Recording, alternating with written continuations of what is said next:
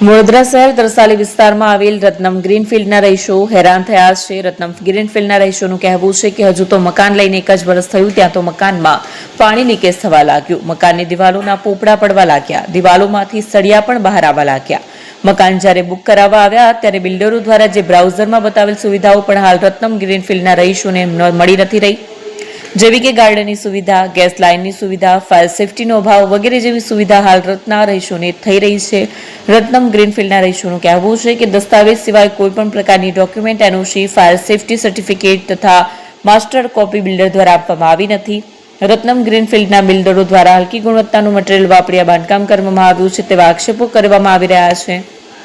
આ અંગે દસ્તાવેજ કરી આપનાર પાર્ટનર નિસર્ગ શેઠ તથા મેઇન પ્રોજેક્ટ એન્જિનિયર સંદીપ છાપલાની રજૂઆત કરતા યોગ્ય રીતે જવાબ આપવામાં આવ્યો ન હતો, જેના લીધે રહીશો દ્વારા વિરોધ પ્રદર્શન કરવામાં આવ્યું અને આ અંગે બિલ્ડરો વિરુદ્ધ જરૂરી કાર્યવાહી કરવામાં આવશે તેવી ચીમકી કરવામાં આવી છે.